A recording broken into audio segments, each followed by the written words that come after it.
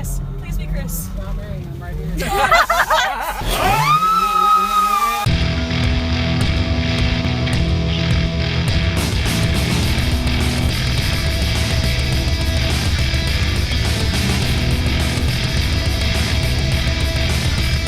What scares an evil clown? Bad presidential elections.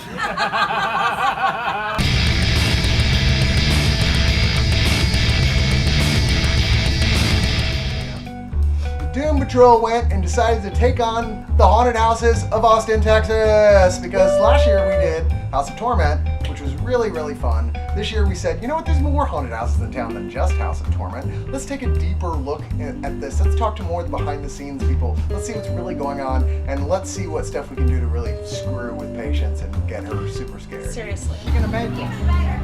I don't know. I almost died. I don't know if you guys know that, but like I almost died. I am such a flippin' pussy when it comes to these kinds of things, and they do nothing but take so much enjoyment in watching me suffer. I know. We get scared too, though. I mean, just not like but you're like, but I'm a man about it. No. I did not say that. I'm just not scared as easily. No. Yeah, because you're sitting there harassing everybody. Yeah, well, that's my defense mechanism. I have to talk to them, and that's how I get out of it. But, You're not scary. You're not scary. I'm not talking to you. Your name is Steve now. You have to give them names so they feel like you're not scary anymore. We kept naming all the our various- favorite Well, Carl. is our which favorite. is from the first place we took a look at, which was Scream Hollow. This is way out in Smithville, Texas, so it was a bit of a drive. Everyone there was super cool. It was 4 different haunted houses, and well, let's take a look at that footage right now and talking to the people who run this thing and some of the monsters. Welcome to Scream Hollow. This is Norm. This is Rue. They put together a haunted house every single year here at Scream Hollow. And I gotta tell you, this place is amazing. How did you guys even get started in this? Well, for me, I grew up in Connecticut where haunted houses were huge. I grew up with it. I loved going to haunted houses when I was a kid. So this is really my creative outlet. Now me, I didn't get into haunted houses really until I was 22 years old. And when I was 22, I actually started at the complete opposite side of the spectrum when it comes to haunted houses, with most people start doing it, over at their friend's garage and all that. No, I went and worked for Alice Cooper at one of the biggest haunted houses in the world. So what do you think it is about that brings people in who are like, because we watch people who are screeching, terrified. What do you think makes those people who know they're going to be that scared want to do this? Well, what's funny is they come back year after year and do it, after they've been screaming and terrified. And I think it's the adrenaline rush. I mean, it's just like riding a roller coaster. It's addictive, and so you get the adrenaline rush, you get the endorphins, and, so you get hooked on it. And you don't want to go to just one, you want to go to multiple haunted houses.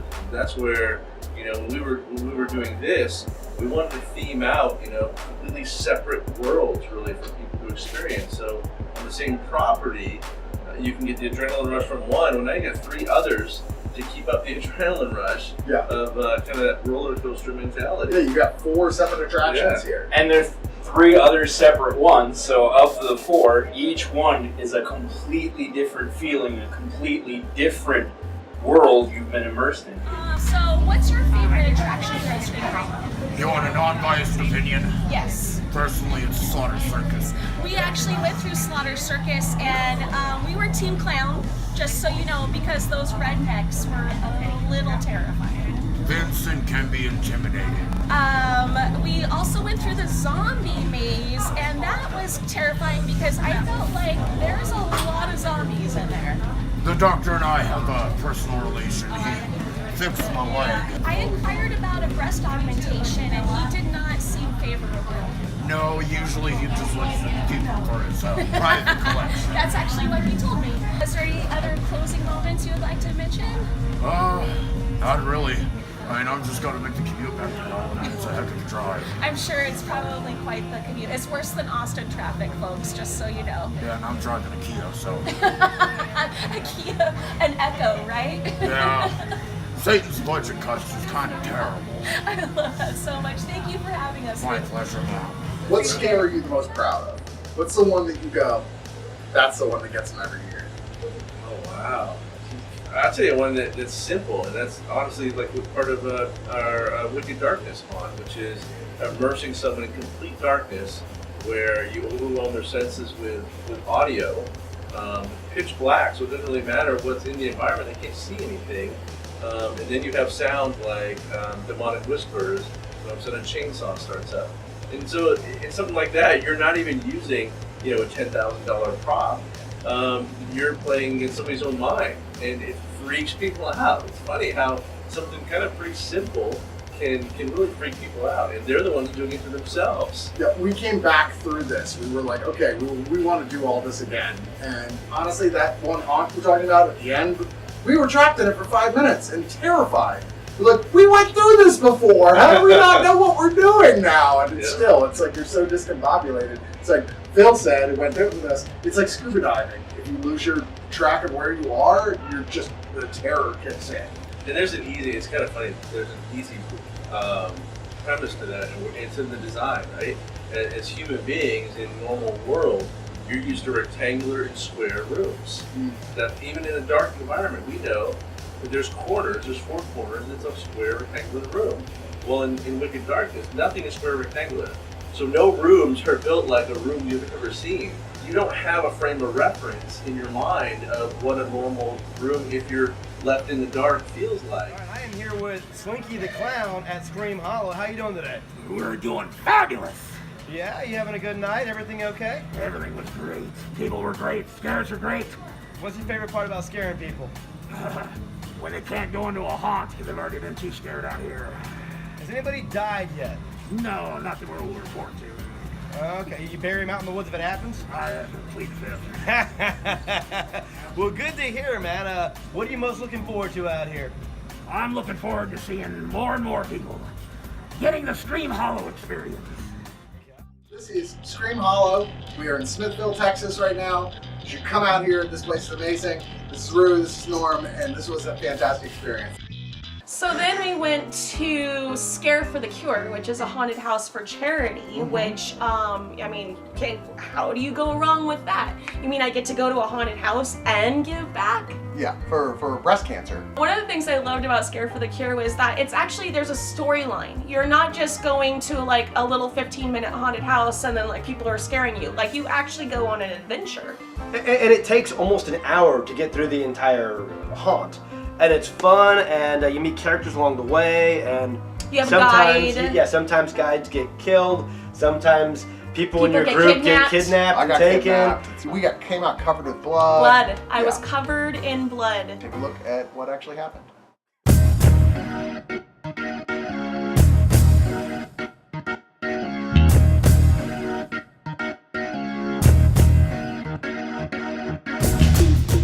I'm Amanda. I'm Rocky Alanis from Westlake, Texas. We're here for Scare for Cure. Gonna go through with these guys. These are our new people right here. They're gonna help keep us alive, and that's what you think. You're actually the fodder. Shit, she's gonna trip us. She's gonna trip us. I don't trust us. We don't have to be faster than everybody, just faster than these guys. Okay. Well, we're screwed then. I'm here with Todd, aka Fox. So you are a guide wrangler, basically, a guide manager. Sure. Is that how you describe it? Guide deputy, yeah. So what is it that you do to facilitate that sort of thing? So we have what's called our guide brain. It's usually the one that never goes through. They are taking the numbers down, everything like that. We work with with the brain and all the other guide deputies to arrange who goes in first, what order we want to put them in. So if we have newbies, we want to put them between 2 veterans so that if something happens, they got someone who they can rely on them behind them. A lot of it's just down to timing. We want to make sure that our timing's as close to even with everybody as we can, because everyone's supposed to go through feeling like they are the only group in, especially post-apocalyptic, you're the last hope for humanity kind of thing. Right, it's a little weird if there's another group of last hope for humanity right now. It's hard to just go. It kind of makes you feel devalued as the last hope for humanity. Yeah, we can just tell them they died. Yeah. I want you to have a good time. You're going to start going through here now in a little bit. Have fun, enjoy yourselves, be a part of the story, save humanity. So what do you do when someone gets to that point where they just won't move forward?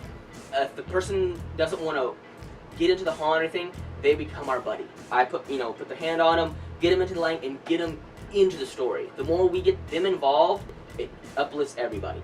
Because you don't want all your friends to die. If you're the guy holding the whatever it is. Or maybe you do. Usually it's because the guy's got the car keys. Has anyone ever tapped out? We get a lot of people that actually tap out. It's actually a special deal we have going on. If anybody taps out for whatever reason or other things happen, we get a bonus from certain groups. What? Yes. Wait, how does that work? Hold on.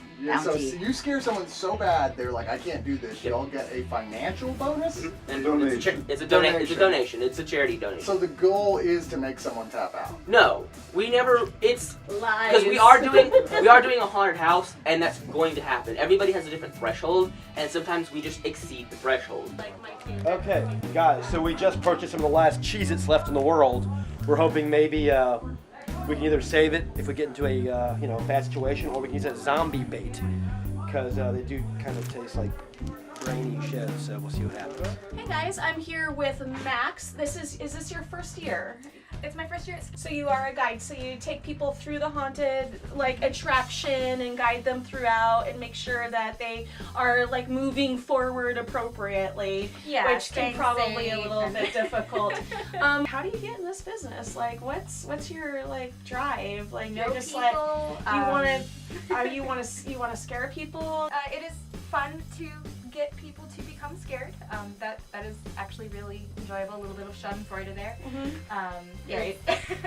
I also do a lot of storytelling kind of things outside of scaring the best Okay. night. So I do enjoy kind of the bringing people along, giving them the background, telling them the story, that sort of thing.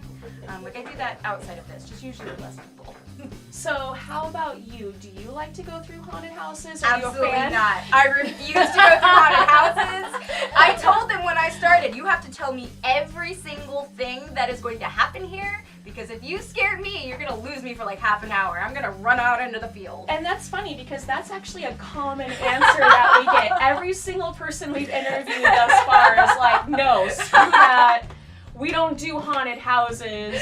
So I'm actually both shocked and not shocked at the same time. How did you get here? They found me. They helped me get out. Do you know this guy? I found him. His name's Chris. He was helping us save the children. We got separated. Really? Oh, great. Okay, well, now that we're all together, I think I know how to get out of here, okay? Great. I'll take point, you take 6. I'm your 6. Let's go. All right. Right out this door. Here, and I'm here with my man Flapjack. So he was our guide through the haunted house, and he was awesome, never broke character at all. So you've been doing this for a long time, is that correct? I've been building and working in haunts since '94. I've been acting as a guide since '99. Now, as a guide, do you yourself ever get scared of the actual gags going on? We build them all. We know what's coming So and where it's in. Sometimes we get surprised by actually what happens when, especially early in the Oh, hunt. did you cut yourself there? Oh yeah, it's called the trash monster and the gore cannon. These things called gore cannons. We have cannons that shoot slime. We have cannons that shoot bodily fluids. Not really, of course, but cannons that shoot blood. Okay. But yeah, so then they're buckets and buckets and buckets. They put all over the place. They line them up. So your character Flapjack, where did you come up with that? The name actually came from a show called Carnival of Lost Souls that we did about 4 or 5 years ago. Flapjack was actually a hobo clown that I had, a persona that I came up with. What I loved about it was how you never broke character and how us as a group could ask the most ridiculous things or miss the most obvious things, and you'll be like, hey, don't you really think that maybe this over here might be a good idea? And I love how you're able to keep in character. Is it just years of training, or? It's all about making sure the guests get the best show possible. That's awesome. And after you've done that for a year or so, you go, okay, you know where to stand, you know how to prompt them, you give them a little bit of time to try and come up with themselves, and you say, maybe you should do this, try and lead them to the right conclusion. And ultimately at the end, they get to make a choice between good and evil a lot of the time. And I left a lot of people, or I tried to, and you kept telling me you have to save the children. And I tried to leave them. If you remember this, I tried several times. I did not want to save those kids. They were creepy. These haunts aren't cheesy. These haunts are spectacles. They are these wild experiences that when you leave, to make me laugh and scream and get grossed out and then sometimes fall to the ground and to run away, and then to hang out with my friends afterwards and talk about how much fun we just had and what we know. Oh, I didn't notice that part. You saw this? What did you see? There's nothing better than an experience that's being created to make you feel like a kid again.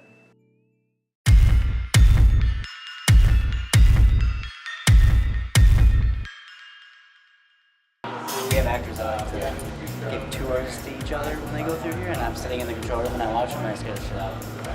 And then they don't go through the rest of it. I like it. Because they're not supposed to be there.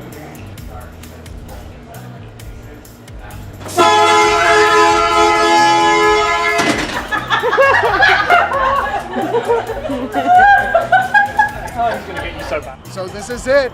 The third haunt, House of Torment. We had to sub out Phil for Richard because Phil got too scared. Yep. Sorry, Phil's Phil. a baby. Oh, baby, he had to clean all his pants after the first two. But yes, House of Torment, long running Austin Haunted House. This is the granddaddy of Austin Haunted Houses. This is its 15th year in operation. Oh my God, he should know. He actually used to be a scarer. I've known the guys who run this for about 12 years, and I've been very lucky on a few occasions to actually come out and work the rooms and work the crowd. And there is nothing like haunting. It is one of the coolest experiences because there is nothing better than making people go ah!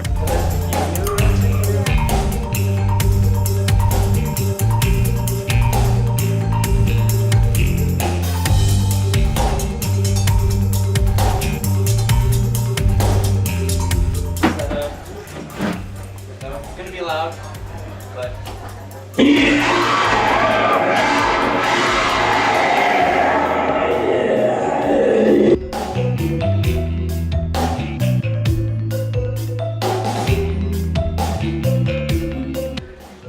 Yeah, that was an infinity hallway until the actors scared me.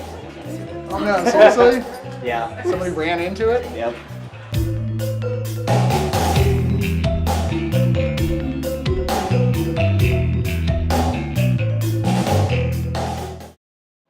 Hi, my name is Chase McBride and I am the GM here of MindSpark. So escape rooms, what they are is it's solving all of the puzzles to escape the room or to look for the answers to everything. It's perfect for team building, birthday parties. It's a great way to bring people together and figure out how teams work. We're produced by 13th Floor, so we have that same super high level of movie quality sets and big moving pieces, as well as having highly trained actors in our rooms. No, don't dawdle. Come in, come in. Unfortunate attempts. He's finally able to bring back little Gabriel here. Say hello to the nice people, Gabriel.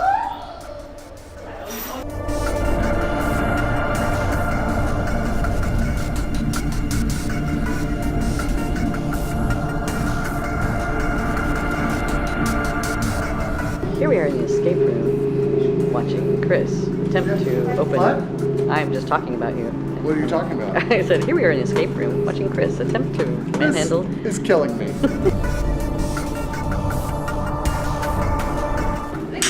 The zombie is free. Hello. What are you gonna do? You put him there again? Vampire me? I'm getting my workout today at least. Yes, you know a new playmate. Show him a good lunch. You're welcome, Gabriel. No, I'm not a hugger. I'm not a hugger. Here you go. Whoa, look at that. Oh, shit. Here you go. So guys, that was the whole House of Torment experience. What'd y'all think? I'm exhausted. Yeah, there was a lot of running. There was some degree of crawling. Richard had to crawl twice. Yeah. Because we did the VR games, and that was a thing. Richard got abducted by aliens. Yep. How's your butt feeling there, Richard? Good. Yeah. He liked it. Primed. We got locked in a room with a zombie on a chain. And I'm still not entirely sure that we actually succeeded. I think our host actually may have added some time on the clock. But I think the thing about the House of Torment is that there is a reason why this has been consistently on the national top 10 list of haunts for years.